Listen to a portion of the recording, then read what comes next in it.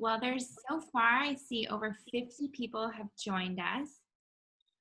We're just going to wait maybe a minute or two more before we get started. But in the meantime, if you would like to rename yourself with your first name and then the country that you're joining us from. So I just renamed myself as Emma, USA. So if you're able to do that, you can hover over your image and you should see three blue, like a blue box with 3 white dots, and you click on that and then you have the option to rename. So again, you're going to name yourself your first name and your country. So I see Zahra from Indonesia, Adham from Egypt, great. Reza from Indonesia, cool. Mohammed from Morocco, Maisha from Bangladesh, Jack from Nigeria, great.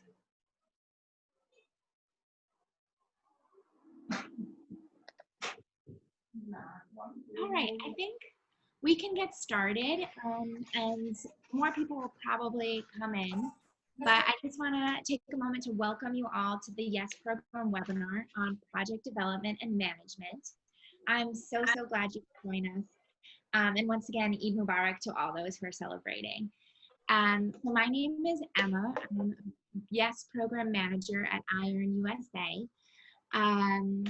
And let's see, so I see that there's now over 70 people in the room.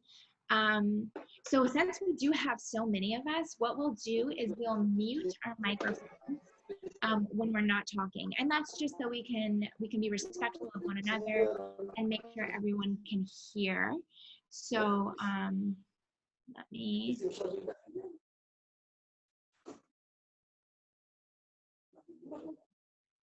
Okay, so I think now everyone should be muted, but we are welcoming everyone to use their microphones and their videos, of course, because you will be speaking throughout the webinar. So just when you're not talking, if you could keep it muted to limit background noise.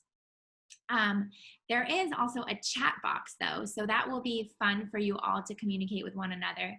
So if you see at the bottom of your screen, there is the chat box. So you can just write a message if you want to say hello in your native language, whatever you want to do. Actually, let's practice with the chat box right now. So for a little icebreaker, how about you try to find someone that you recognize? It might be someone from your placement organization, someone you met at DC orientation, maybe you met someone at Civic Education Week, or maybe you see a double placement, a brother or sister, or someone that was nearby. So if you want to try to find someone and maybe write in the chat box if you do see someone that you know. So I see Rudmila from Bangladesh, and she's someone that I've seen before in Zoom meetings.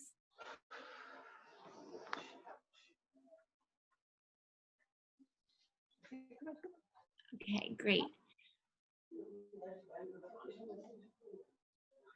Another cool feature about Zoom that we're going to use right now is we're going to launch some polls. And I'm just doing these polls so we can collect some information about you all.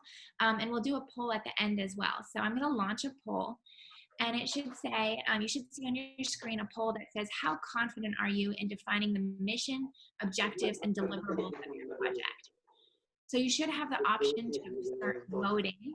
You can either say confident, somewhat confident, neutral, confident, or very confident. So does everyone see it on their screens, the polls? Yes. Awesome. So if you want to go ahead and if you have the capacity to answer those polls, can you answer them? Micah, I'm not seeing any polls. Sorry, I can't see. So. Yep, we're about 69% have voted, 70%. So let's leave it open for about 30 more seconds. Okay. Yeah, and we have a few of them. So maybe I'll end it now if you want to get a screenshot of it, Micah. Yep. Okay, great. Thank you. We're going to do another one. So the next one is, how confident are you in defining your stakeholders for your project? And again, it's the exact same answers. So select whether you're on the scale of not confident to very confident, how you are. And Micah, I'll let you close it or take a screenshot when it's at maybe around 70% again.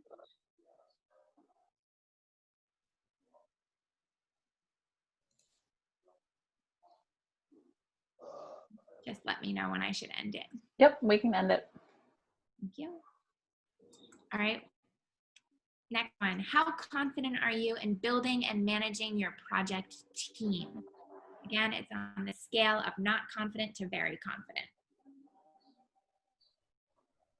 And Micah, just let me know when to end it.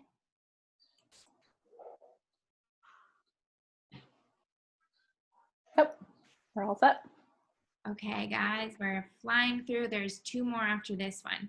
How confident are you in constructing your work breakdown structure? Not confident, somewhat confident, neutral, confident, very confident.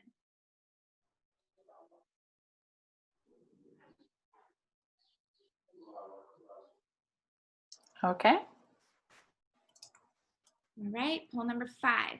How confident are you in identifying project risks? Not confident, somewhat confident, neutral, confident, very confident.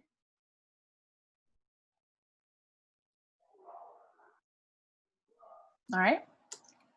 Great. Last one. How confident are you in your overall project development and project management knowledge and skills? Not confident, somewhat confident, neutral, confident, very confident.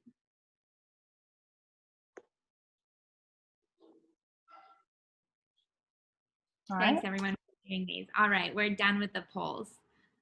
Great, so as you probably caught on from all of these polls, today we're gonna focus on learning and growing in our project management skills.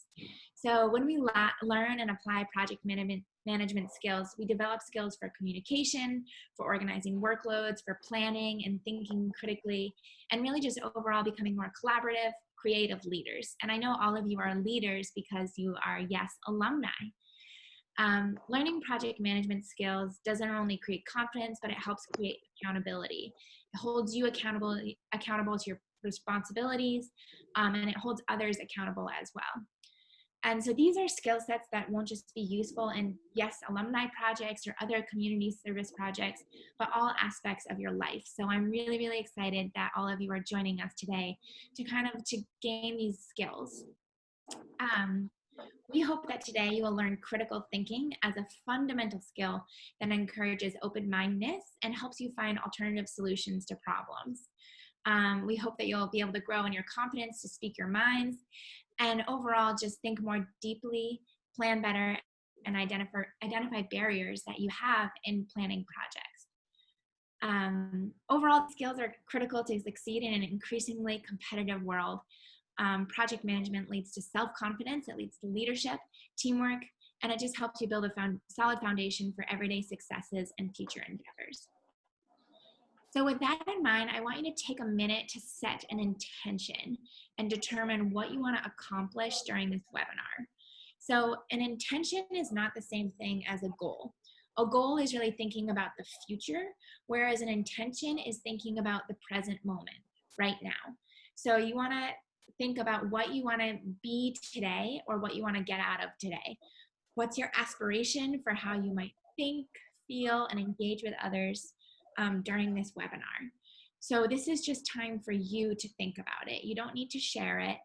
But for me, one of my intentions is to really listen to all of you and to be present in this moment and hear what you have to say and what your ideas are. So that's my intention today, is to listen. So I'll give 10 more seconds.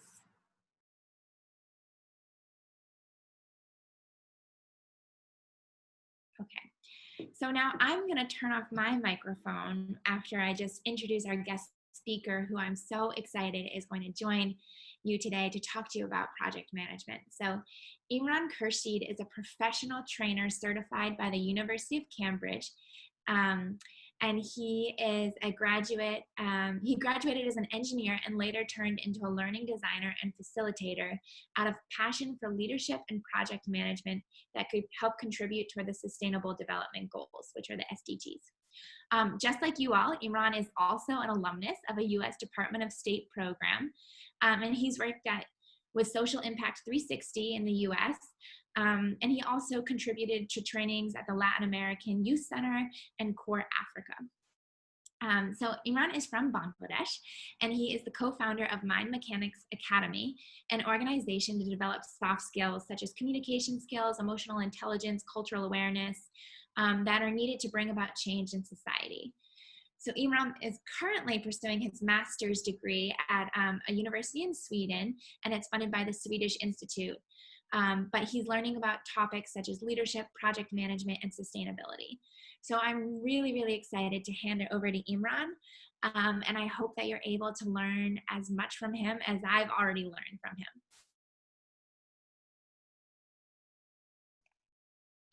Hello, guys. Hello.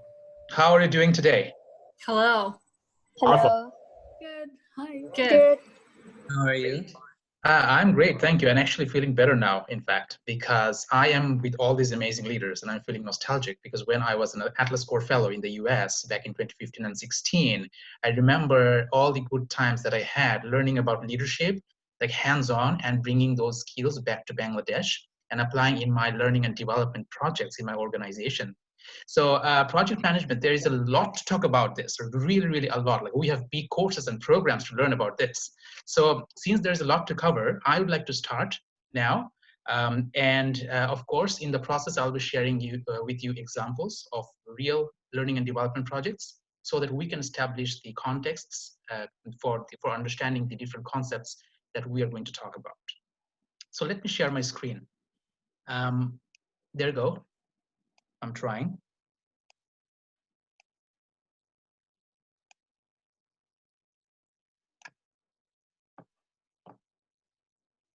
Okay. Can someone just quickly tell me if you can see my screen? Okay. I can. Great. Thank you. Yeah.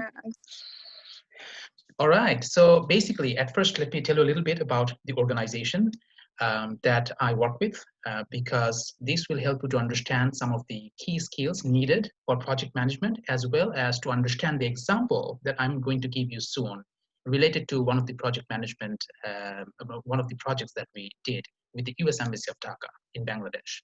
So the organization that I work with is Mind Mechanics Academy, and I'm the co-founder and lead facilitator. And we provide soft skills training to people from different socioeconomic and educational backgrounds. So what are soft skills? When we talk about skills, we can divide skills into broad parts, two broad categories. One is the hard skill, and the other one is the soft skill. So hard does not mean difficult here, and soft does not mean easy here. But sometimes we tend to feel that, okay, soft, okay, maybe we'll take care of this later. But once we start understanding the meaning of it and the importance, we're always like, oh my God, I need to learn more about soft skills. So the hard skills are the technical skills that you need for particular jobs. For example, if you are a computer programmer, you need to know how to do coding. And coding is a hard skill. All right. If you're a carpenter, you have to know how to work with woods, like with the artistic aspects and things like that. So that is another hard skill or technical skill. But regardless of whether you are a computer programmer or a carpenter or a physicist, an NGO worker, okay, you need to have skills like communication skills, emotional intelligence, managing your emotion and empathizing with other people, with your clients, stakeholders, and project members. Cultural intelligence, and all these things, presentation skills. You might be a big physicist, or maybe you are an NGO worker. You want to present in front of your donors to get some funding for your project, but you need to have the soft skills like communication skills and presentation skills. And you can transfer these skills from one job to another. That's why we also call these skills transferable skills. All right? So transferable skills, interpersonal skills, soft skills, all essentially the same things. So we provide these skills to people from different backgrounds, youth organizations, so that we can contribute to these SDGs primarily. For example, if you are working with educators of a school and teaching them how to develop their communication skills, they might find it useful to provide feedback in their classrooms to the students and encourage the learners to be more active participants. Similarly, if you are helping people to learn about empathy and emotional intelligence, you are actually helping them towards achieving goal 16, which is peace and justice. Okay, so just like that, we work with soft skills, training and development projects. So moving on, sorry.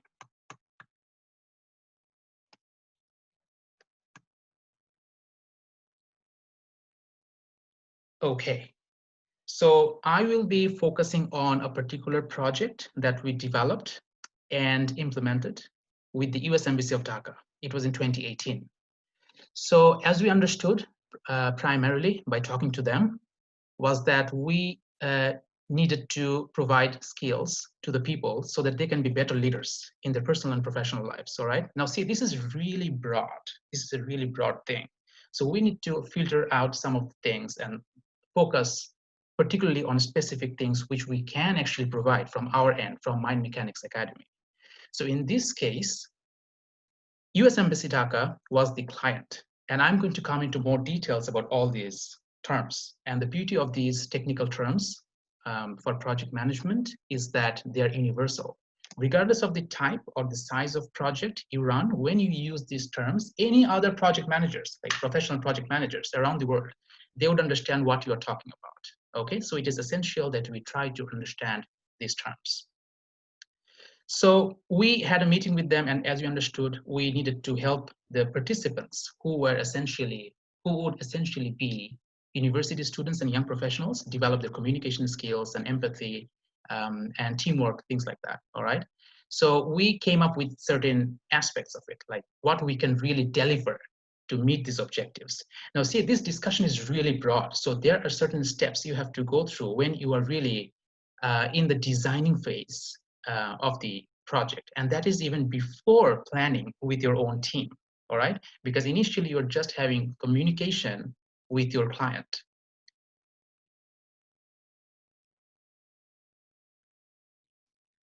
So this is the mission that we came up with. The mission was to help university students and young professionals address complex situations to advance their ability to think critically. The purpose is to enable them to become active citizens, efficient human capital, and accountable individuals needed for the country's socioeconomic development. So we needed to be more specific, all right? So that's why we moved to objectives. And I'll tell you soon what objectives are and how they're different or similar with the mission statement. So the objectives in this area, we had this statement: to equip the participants with the knowledge, skills, and abilities on empathy, cultural awareness, and team development so that they can be better leaders in their personal, professional, academic, and socioeconomic lives. Now, of course, there are many ways of doing it. You might have a campaign, you might design an event, you might conduct a workshop, you might have an art competition. So how are we going to do it? How did we want to do it? We wanted to do it through these tangible things, these deliverables. So we proposed 3 workshops to our client, and these were as follows. 1 workshop on emotional intelligence, and the title was Emotional Intelligence for Success. 1 workshop titled Cultural Intelligence for Global Competence, and the 3rd one was Effective Teamwork for Better Performance. Okay, so mission, objectives, deliverables. Let me show you the interconnectedness between these 3 things. So at first, you design the project mission by discussing with your client or potential client, because it can also happen that you might not be able to do a project once after you pitch the idea to them. So the project mission is the purpose of a project, like why you are doing a project, all right? Sometimes I see people like very energetic and excited change makers.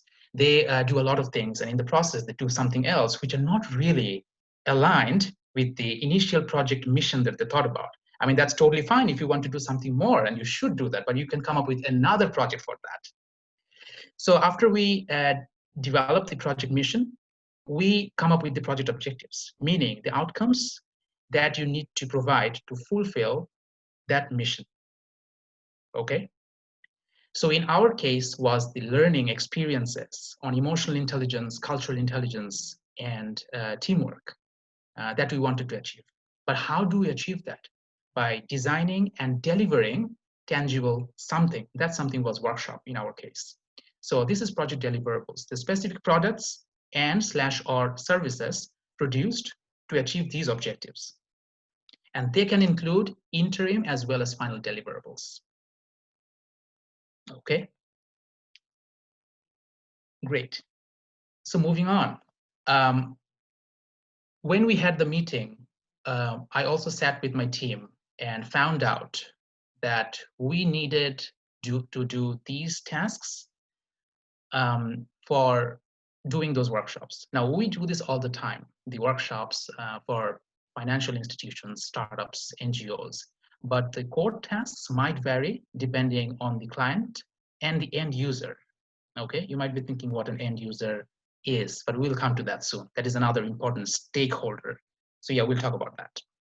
So the core tasks that we came up with were these, as you can see on the screen.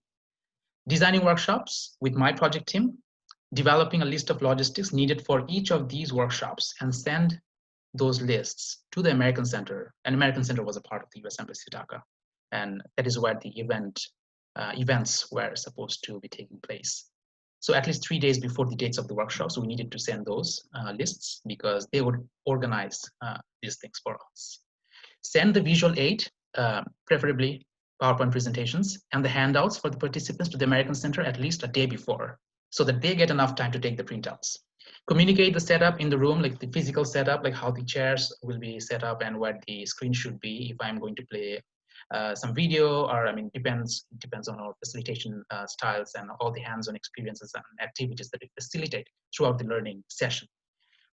Send the names of the co-facilitator at least 2 days before the workshops would take place. These were the core tasks, okay? And this is part of work breakdown structure. This is a technical term for project management profession. We also call it scope.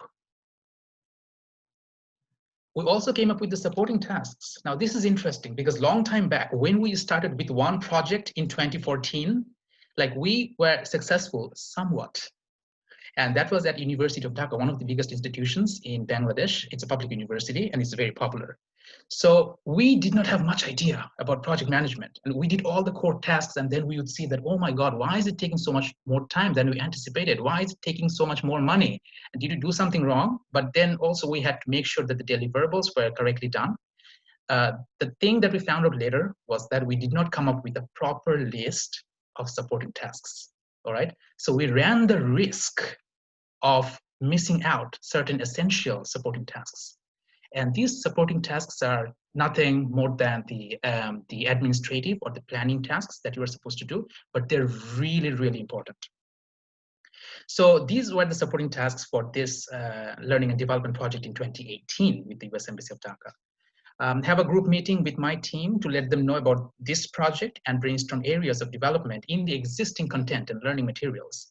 So the content was always the same or similar, but we would have to revamp it to develop it related to the needs or changing needs of the client or the end user, okay? Practice the sessions with my team so that we can facilitate the sessions well and smoothly when we're providing the deliverable, okay? At the American Center. And check weather forecast a few days before and on the day of the event. You might be thinking why it is important. I mean, weather can turn out to be anything, but we'll have to do the project anyway. Yes, we would have to, and that's why we need to check the weather forecast, because this will affect logistics and/or the cost. Okay, now you have a particular budget within which you're supposed to complete the project. But if there is an extra cost, which might be incurred for the weather or for any other reason, you have to take that into consideration. So these were some of the examples of the supporting tasks. So trying to understand more on work breakdown structure, in short, we can call it WBS. And this is the same thing as the scope of project. In the planning phase, it is very essential that you find out the proper scope, actually list down the proper scope, because otherwise we might fall into scope creep. So what happens is when you start doing the work, the client might ask for something else. And then you also realize that, oh my God, this is important as well. So should we take it into account or should we not? So you see that over time, the scope increases, although it was not supposed to. All right, so this means that you might need more time or more expenses, okay? So to define the scope of project work in real and concrete terms, we do this work breakdown structure of the project. And this is the sum total of all the core tasks, and all the, I'm sorry, there's something more. My mouse is very energized because of our discussion, I guess. Sorry about that.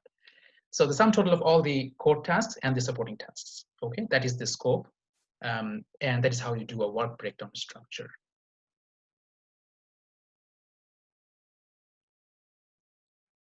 Okay, you can ignore that, whatever that was. So in our case, the type of leadership, I mean, in our project, it varied from time to time within the same project, because sometimes I was providing directive leadership.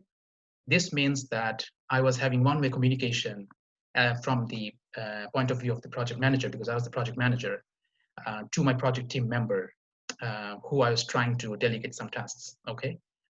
Meaning I would have to tell him that, okay, do this and do that. And this is usually useful when you have a new team member in the project. Maybe he was already there in the bigger organization of which this project is a part of, okay? But for the first time, maybe he is working with you or in this type of project. So you might have to go for directive leadership. On the other hand, you can also go for delegative leadership, because this is also something that I had to follow at a certain point in that particular project. And you can delegate the tasks. And you can assume that, okay, he is going to do this completely well on his own. Of course, you will have to be available to answer his questions and coach him at times if he needs to be coached. But yes, there can be a good mix and match of all of these different kinds of leadership styles. And of course, there are more leadership styles, not only these two. So talking about the costs, so when you are going to do any sort of project, regarding SDGs in your community, you will have a certain amount of money given to you by the client, all right? And the State Department of the US or any other donor organizations, they usually have a very good guideline about how to use that money and instruction about how to create that budget. Like I've seen that the US Embassy of Dhaka and the State Department, they do a really, really great job in helping us to understand how to use this money and utilize this money efficiently. So try to follow that from the very beginning. Like when you're making the budget, make sure you have ample time. We had this issue in the past that we thought that, oh, this instruction looks very good. It's very detailed and we have this template. We'll just fill in the template and then put the amounts and everything. But at the end, it wouldn't add up. So we had to give more and more time. We wished we started earlier. So do take a lot of time to do this. And maintain proper communication channels with the stakeholders, meaning the people who we're dealing with, like all the vendors and suppliers for your project, when the people you are getting the things from, and the people in your team, the project team members. So any extra cost or any cost which is incurred, have a proper communication channel, all right? Like save everything in your email. You might need them later. And also the records and backup of everything, the vouchers, the receipts that you get when making any sort of expense, all right? Whether that was within your plan or not. Okay. The project timeline. So this is the entire time of the project. And by the way, the project is supposed to end at that time. There's a starting point and there has to be an exit point. So people ask me that, hey, Imran, you're still running those sessions, these learning and development programs or sessions or events or workshops. So how do you say that your project is over? Mind Mechanics still exists. I'm like, of course, Mind Mechanics is the host organization and we do different learning and development projects in this organization. The project starts and then it ends when you provide the client with all the deliverables that you promised. And then, of course, you can start another project with that client or with any other clients, okay? So the Gantt chart helps to see the entire timeline and all the different tasks and the breakdown of it, okay? And it can also help you put it across the months on a calendar. So you get the chance to allocate the proper resources and logistics for the different activities. I'll give you an example. Now, of course, this is not the real Gantt chart we had during that particular project because that has been archived. So I took the liberty of downloading this from this, this particular link, this site. And as you can see, all the activities are here, okay? And then you have the site visit, hydrology, hydraulics. You can see all this timeline for each of these tasks. By this, you understand if there is an overlap of any particular task. And then you would also know how to assign or allocate the different logistics and resources for the different activities. And of course, you can use different color codes or different design, but this is what it generally looks like. Bar chart in this format. It's called a Gantt chart. So project environment. This is also a term we use in project management, and this means that all the stakeholders of your project and the risks associated with this project, these fall under project environment because your project does not take place in isolation. You are connected to stakeholders, so they can affect positively or negatively. There are many risks associated with the weather, the vendors, the suppliers, the communication, the planning, and everything. So all of this actually create the project environment. Guys, would you mind if I just quickly close this file and open it again so that it looks really fresh? Can I do that? Okay. Sure. Thank you. Sure.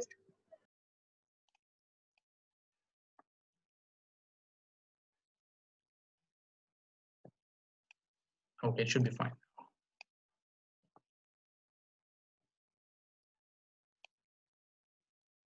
Yes, I love it.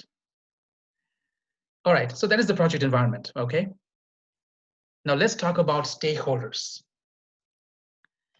And just one quick thing, feel free to take notes because these are your own notes, your own interpretation, but please also know that we are going to send you the slides once this presentation is done over, okay?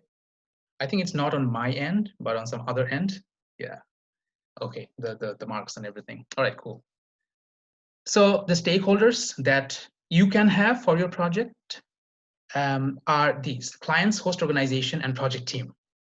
So these are the most important stakeholders because they have a very direct impact on your project. And if you ask me for the definition, anyone who is affected or can be affected by your project and anyone who can affect your project, all of these organizations, institutions, or people are your stakeholders, okay? So the clients are those who have actually assigned you with the project. The host organization is the organization of which your project is a part of.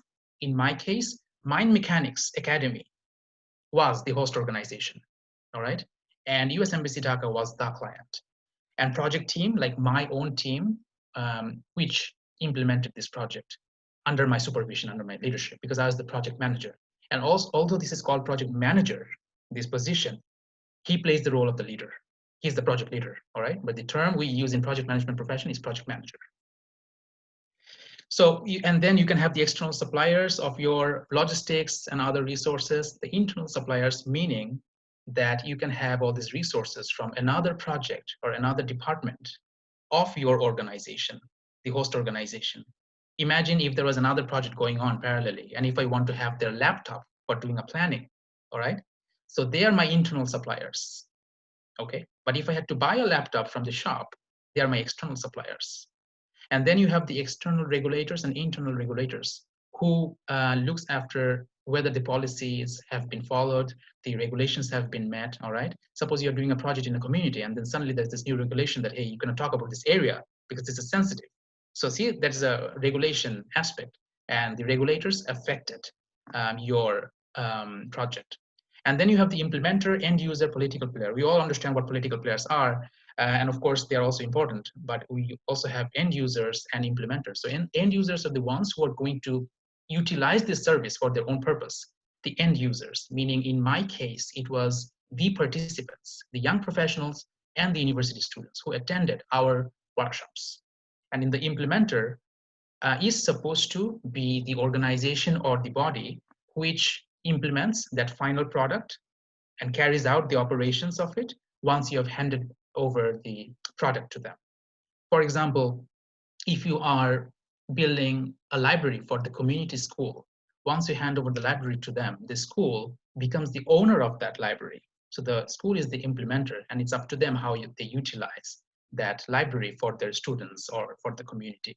All right, and in that case, the community or the students are going to be the end users. Great.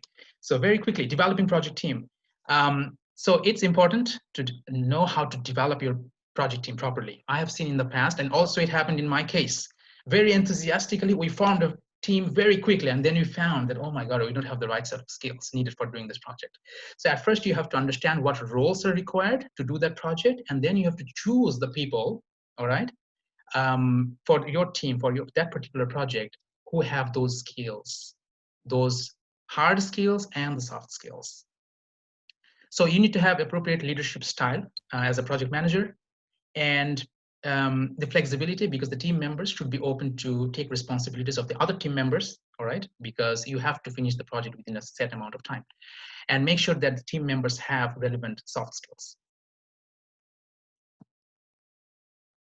Okay, talking about risks, we already mentioned a little bit about this already, but let's go deeper into this. So there might be risks associated at different phases of the project. And it can be during the breakdown, the work breakdown structure. Maybe you have not listed all the tasks that would be required to do for the completion of the project. So this might actually affect the estimations of your time, the cost, job roles, and logistics, all right? And also suppose if there is a volunteer who might not be able to provide you with all the services that he was supposed to provide as a team member of your project, then it might also impact the project, the timeline, all right? You might have to onboard another volunteers. This might actually increase the cost of the project. And in the execution phase also, like once the planning is done, when you're executing it, your leadership style will affect, and the other communications, like the coordination and decision-making skills of the team and of you as a leader will affect. There are risks associated with that. And then the external risks. So vendors and other suppliers, they might not be always able to provide you with the right kind of material, the resources that you need to do the project. The physical environment, and of course, during this COVID situation, you can understand how the situations play a role. Situations can play roles in the completion of project. And regulatory problems. So that's pretty much it from my end. Just to be very quick and share one important aspect is that when you are developing a new project, try to learn from similar projects that you or another member of your host organization conducted before, because all of these are added to the inventories and you archive them and you learn in the process, okay? Because all the projects are unique. Like I said, you might do similar projects even for the same community with the same project members, like the members of your project team, but some things will change. The environment or the risk or the budget, there's always a change. So all projects are unique, all right? So that's pretty much it from my end. And I would like to stop sharing the screen. So do you have, I think we have about 2 more minutes. Do you have any quick questions for me now? You can write it down in the chat box. Or also, if anyone wants to turn on their microphone and ask a question, you can do that as well. We'll just have to try not to talk over one another.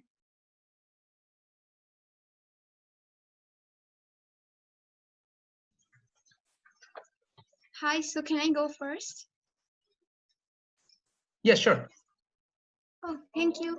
So I'm Anand from Bangladesh. So my question was, so in a project, if we so we do the projects for like YES Alumni Association or something.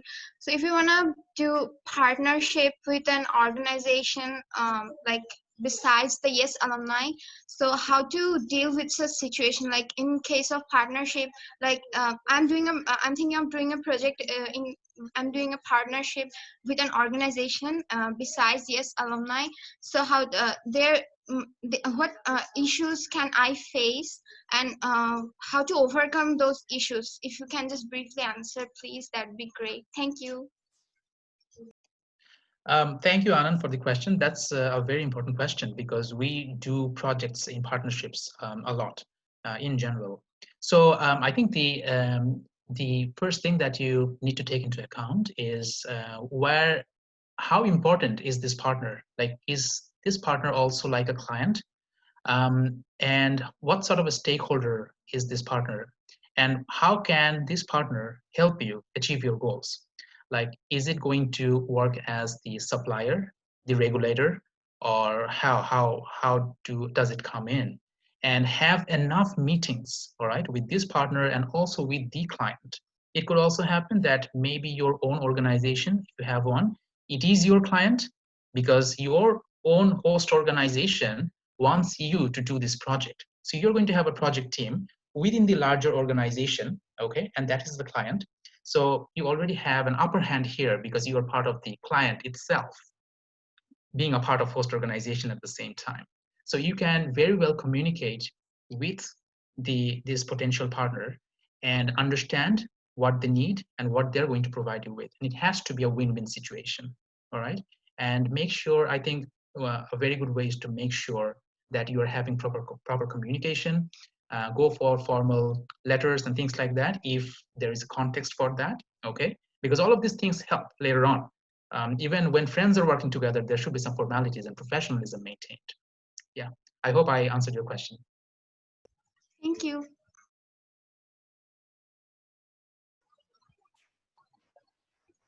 So I think we got a question in the chat box. Could you go over external or internal regulations? Yes, sure. So the regulatory bodies, the external ones are the ones which are outside of the host organization. Suppose one of the community members is a part of an association, all right, or a community club, and they don't want you to do a particular project like constructing a library for a school, because if there are more children, even on weekends, it might be a little problematic for that particular club. I'm just giving an example, all right? So that's an external regulation. And of course, they can request you to do things, but if there is a law or regulation saying that you cannot do this because you create a lot of noise on a weekend, which is not acceptable, then we cannot violate that regulation. So that's an external regulation coming from outside of the host organization. There can also be an internal regulatory board or body within your host organization. For example, if we had a team in the organization Mind Mechanics Academy, all right, which is actually working on to develop the quality of the content which we are creating for the training for this learning and development projects, then that would be an internal regulatory board or body. So that's internal regulators. And of course, this is also a very important stakeholder, just like the external ones, because you cannot break the rules because they put certain policies into practice within the organization. I mean, the internal regulatory board. So thank you for your question, Emma. So I'm getting more questions. Do we have any more time for questions? Sure, of course. So let me just really quickly tell everyone what's next in the webinar. So we now want to put people into breakout rooms so you can apply the concepts and the skills that Imran just talked about in small groups of 6 to 8 people. And you'll have about 20 minutes to be in your breakout rooms. We'll do you can do introductions first with each other, and then we're going to give you a series of prompts, and you can work together on those prompts. But if you have a couple more questions, we can go ahead and do those. I also got a question in a private chat that says, what's the most common risk we may likely face? So I see, yeah, there are a lot of questions in here. Maybe if you want to take a couple more minutes, Imran, to answer them, and then we'll go into the breakout room so people can apply these skills and knowledge together. Okay, great. Thank you, Emma. So the next question that I would like to address is this: how can we convince our sponsors with the project we are working on? So you have to have very good soft skills, like presentation skills, and do some research, some market research, like why is this needed, and if this is actually creating a win-win situation for the that particular client and the client that you're working for and the project sponsor. All right, and also for you, for the community, and see if there are political associations with that, because that can also be a stakeholder, politicians, or any other clubs or regulatory bodies. So overall, think of the SDGs and the need of your society for the short and the long run, and then work it out gradually and eventually with experts, so that you can, when you're facing these sponsors, you're really prepared and you can answer any questions. All right. So going to the next question, could you go over the costs, please? So all the cost is the sum total of all the expenses that would be incurred during the project. All right. Starting from the meetings, the refreshments, which you have to take into consideration of during your project planning phase, and also the travel and all the expenses for the logistics needed for the execution of the project. Okay, and usually the client or the sponsor is supposed to provide you with all these expenses. But sometimes it can happen that the host organization needs to bear some of the costs. For example, if I was doing a learning and development project only for the sake of my host organization, because we would do learning and development projects anyway, all right? So in that case, the host organization, Mind Mechanics Academy, would bear all the costs. Can you please go over the leadership styles? So there are many leadership styles which are available. Like, I think I learned about 11 theories in 1.5 months in my master's program. There are all of these things, and you can Google them, because this is a very important topic, and I don't want to underestimate the importance of it by quickly answering it, all right? But of course, you can write to me later or reach out to me in any way. I mean, I've given you 3 different links at the very last slide of my slide deck, which will be shared with you soon. And then we can talk more about it in detail. Pardon? May I ask a question? Yes, please. It's kind of long, so I didn't want to write it.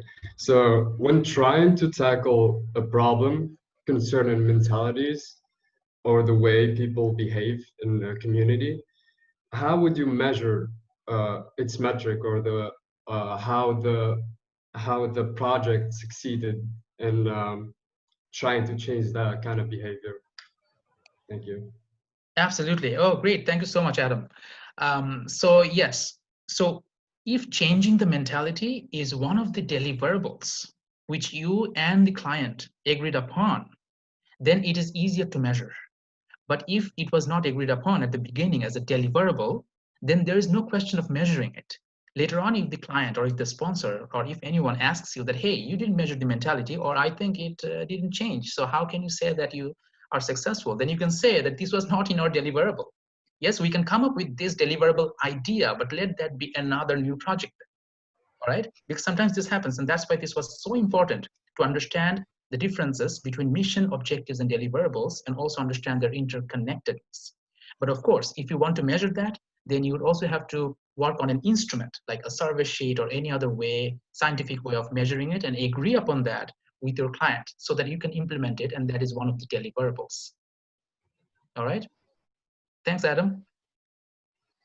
So I think we should get going to the breakout rooms, because I am excited to see the amazing work that they are going to do start doing in the next 1 or 2 minutes.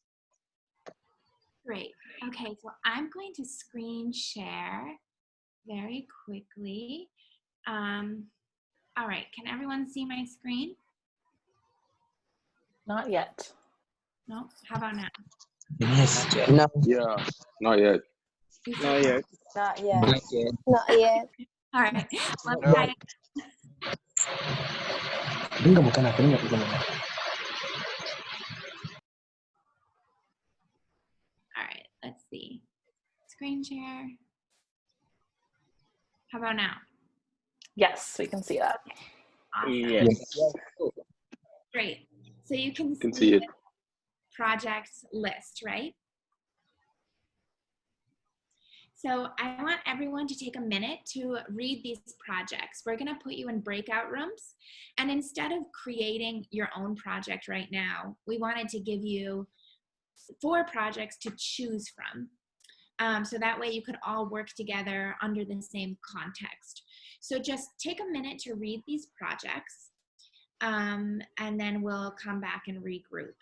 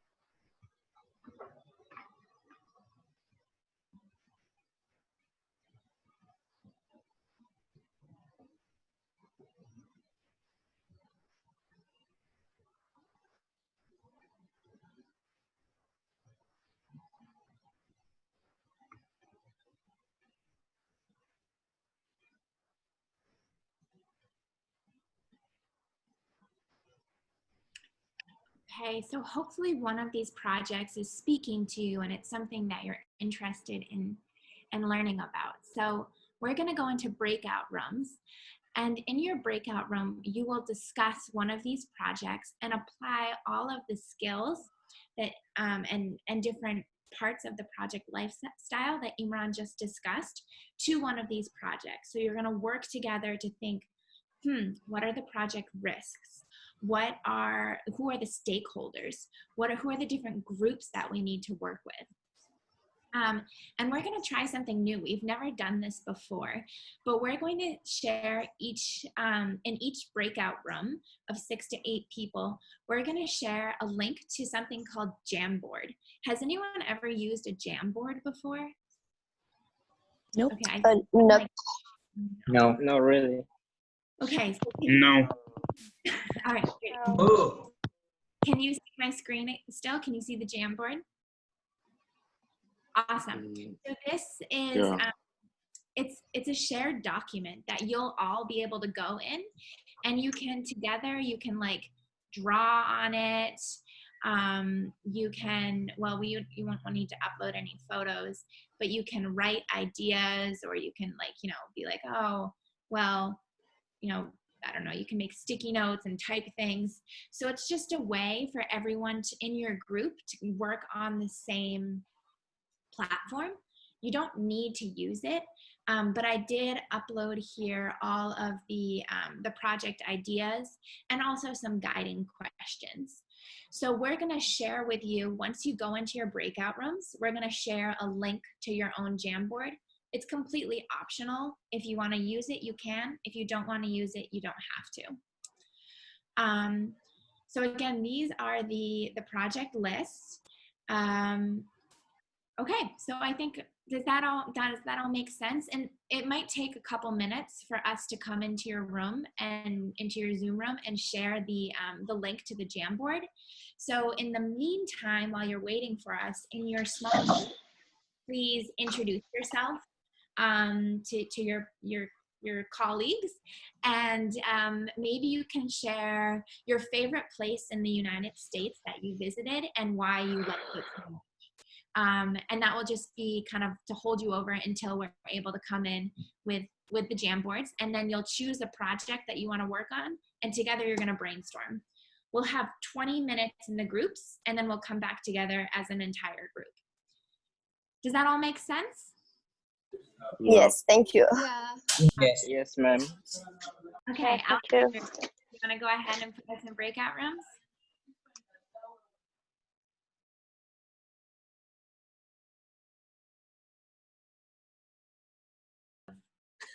Running around into all the breakout rooms and dropping the links. But we'll send you a survey, and if you thought the Jamboards were not great, then you can just write that in your survey. Trying new things as we are connecting virtually.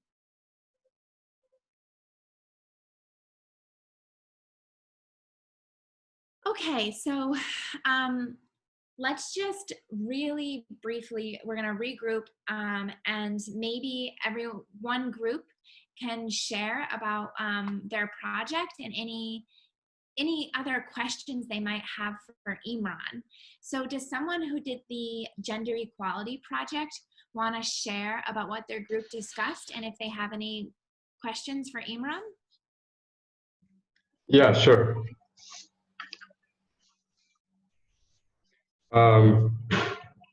So we discussed the need. No, we went through all of the steps in developing such project. I thought that gender roles is such an interesting topic, and it caught my eyes. So we discussed how media is very important in spreading awareness and kind of a video in general. We kind of said that making a video and giving it to national TV business owners and non-profit organizations, which are the stakeholders, will very much help spread the awareness that gender role, remove the stereotypes about gender roles. We also discussed the risks of such project, which are not accepting this issue. Some people will say that it's very offensive and you have no rights to come and tell me otherwise of how I think. Also, some people may complain about it, some parents that are taught differently in other communities. And yeah, we thought it was a really interesting project, and yeah, that's all. Thank you. Hi. Can I go? Nice. Go ahead. Hi. Actually, we chose the same project. So Adam said a lot of stuff. I want to just add something. Actually, doing this kind of project, I thought like it's treating the roots, because we have a really big problem with mentalities, and we really talked, and we are from really different countries, but the problem is the same. We have we have the laws on papers, but we're not executing them in real life. So we talked also about some skate holders. So we thought about like going to the street and talking to people and asking them, and then presenting what we like filmed, if it's legal, to people attending our project, because I felt like 6 weeks, it's a lot. And if we're just gonna talk, people, they're gonna like feel bored and they're not gonna really follow. So using technology, using a lot of videos, showing them a reality and examples from real life will make them more interested in our project. And also, there is a problem that in our society, people have a very bad idea about feminism. They understand feminism in a very wrong way. So it's it's our job to make them understand that feminism is just equality, is just giving everybody its rules. Thank you. Hey, can I add something? If I Can I also add something? Yes, go ahead. So also my group and I worked on the same issue, which is gender inequality. And I worked with Rahel, Zainab, Yusuf, and Anna. So our project is a 6-week-long workshop, like you guys said in the prompt. And yes, we tried to go through all the guiding questions, and it supports the sustainable development goals, because gender equality is one of the SDG goals. In this project, we're gonna try to work on ending all forms of discrimination against all genders, and that includes also the LGBT community.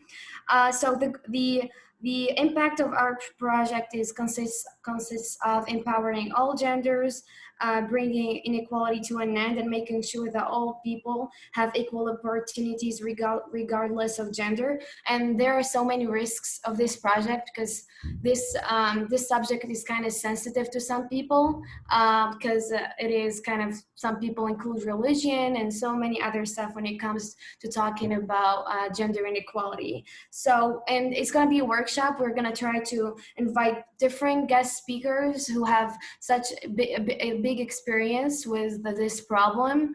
And so that's what we discussed. Thank you. I think it's really great to hear everyone talking about the risks, because so often when we start project planning, we don't really think about, well, what could go wrong? And so just even identifying the risks in advance, like Imran was saying, and like what all of you did in your breakout rooms, is so important, because it's just preparing you to think of alternatives and some barriers that you will come up against.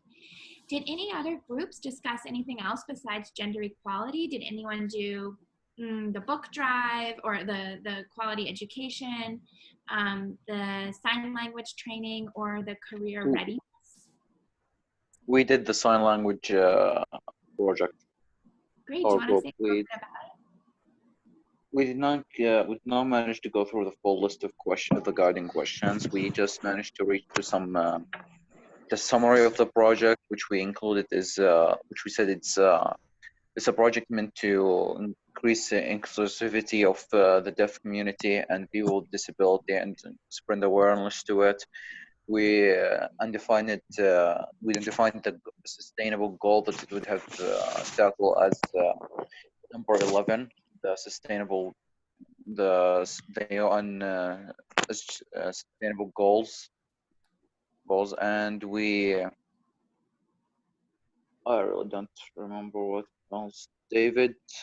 I can continue what my partner started talking about. So we, along with what my friend already mentioned, we talked about resource management, getting all the necessary people and resources involved in the project so we can properly teach the people involved how to do basic communications with the deaf people in our community. And that's also another thing we discussed is we've noticed people in our deaf community, we've noticed people that are present in our communities that are deaf. So we also discussed about different challenges about I know in the example it mentioned a couple of days the project would last. So we talked about how many days would actually be necessary to present our message in a way, or presentation in a way, so people can understand at least somewhat how to communicate with deaf people through sign language. Thank you for sharing that, David and Faiz. Imran, do you have anything you want to add? I know that we're a little over time, so I want to respect people's time and wrap up soon. So Imran, do you have parting words for anyone, for the whole group, but also any feedback on what you just heard? Yes, these were very interesting ideas, and I want to thank everyone for sharing these ideas and working in groups. Just one quick feedback to the idea that David and his team presented on. So the planning phase, I mean, it is completely okay to take a long time to plan, and part of the planning should be, or all of it should be presented to the stakeholders or to the client or sponsor when you're presenting about it, because they should also know that although this is a 2-day-long event, a two-day-long program, meaning the deliverables will be provided during the last 2 days, but the project is being actually launched way before that, when you have started to put together a project team and started to work with them. So there are costs associated with them, logistics and time associated with them. So make sure that you also present about these things so that they understand how rich this entire project is. So this is totally fine to present details about the planning phase and make it long. And that's pretty much from my end. Thanks, Emma. Thank you. Thanks, Imran. All right. Well, everyone, I hope that you can just take a second to kind of think back to an hour and a half ago at this point when you set your intentions about what you wanted to accomplish for today. And hopefully you've been able to see and follow through with those intentions. And now that you've practiced you've applied the knowledge in small breakout rooms, we really hope that you'll be able to do this now within your own context. So to help with that, we've created some guiding questions. You actually saw them in your Jamboard, but it should be helpful in holding you accountable to maybe creating your own project. Now, your project does not have to be anything related to the projects that we just discussed. Those are just to get your the wheels turning in your head. But we will send out those guiding questions so that way you can write down your ideas and again, try to hold yourself and your team accountable. So I'm going to put in the chat box a link to a survey. And this is an anonymous survey. You'll be able to leave any feedback and just kind of give us advice on what went well and what didn't go well and help us see what you learned in this training. So if everyone could please take that survey. Again, I just put it into the chat box and it shouldn't take more than a minute and a half. This webinar was recorded, so we will also send you a link to the recording. So if you want to go back and re-listen to anything that Imran said, you'll be able to hear it. The breakout rooms were not recorded, so you won't have access to that. And we'll send that to you via email along with the worksheet and the PowerPoint, the slide deck that Imran shared. So I want to thank all of you for taking time today to be with us. It's really, really exciting to see such a big group of you from so many countries as well. And I just appreciate all of you. And I really appreciate Imran spending time with us today. So I think we should all give him a round of applause for his wonderful presentation.